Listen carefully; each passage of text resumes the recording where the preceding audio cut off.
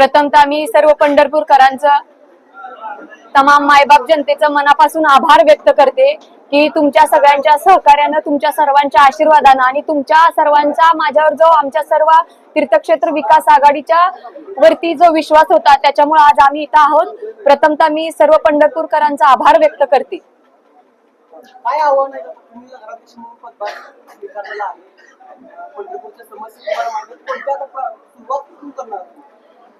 ज्याप्रमाणे आम्ही आमचा अजेंडा जाहीर केला होता त्याप्रमाणे धूळमुक्त पंढरपूर, खड्डेमुक्त पंढरपूर तसंच स्वच्छतेच्या बाबतीत आम्ही हे प्रथम जे हे मुद्दे आम्ही प्रचारात घेतले होते त्या मुद्द्यावर भर देऊन शहराच्या सर्वांगीण विकासाच्या दृष्टिकोनातून धुळीच्या बाबतीत असू द्या, रस्त्यावरील खड्ड्याच्या बाबतीत असू द्या, तसंच स्वच्छतेच्या बाबतीत असू द्या आणि सर्व समस्या सोडवण्याच्या आम्ही सध्या सुरुवात केलेली आहे ऑलरेडी.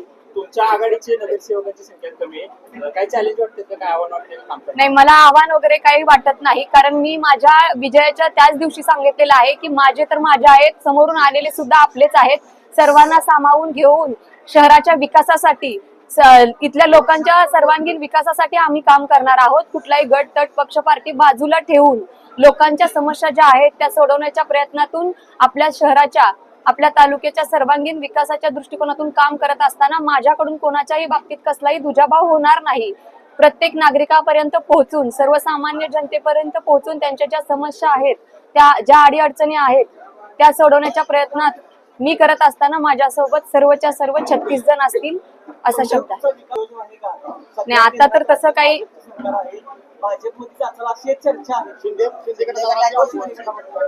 नाही, असं काही नाहीये. सर्वसामान्य मायबाप जनतेने मला इथं बसवलेलं आहे.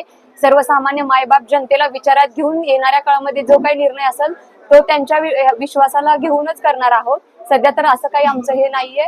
सध्या पहिल्यांदा जे काम स्वतःच्या अंगावर घेतलेले आहेत ते सर्वांना घेऊन, सोबत घेऊन पहिला पूर्ण करायचे आहे. जिल्हा परिषद पंचायत समितीच्या निवडणुका चालू झालेल्या आहेत, त्याच्यासाठी भालके कुटुंबियांची भूमिका आहे तुमच्या काळामध्ये काय राहणार? सगळ्यांना समावेशक असं घेऊन, सर्वांना सोबत घेऊनच इथून पुढच्या काळात जिल्हा परिषद असू द्या, पंचायत समिती असू द्या, तालुक्याच्या, जिल्ह्याच्या सर्वांगीण विकासाच्या दृष्टिकोनातून भालके कुटुंब निर्णय घेईल.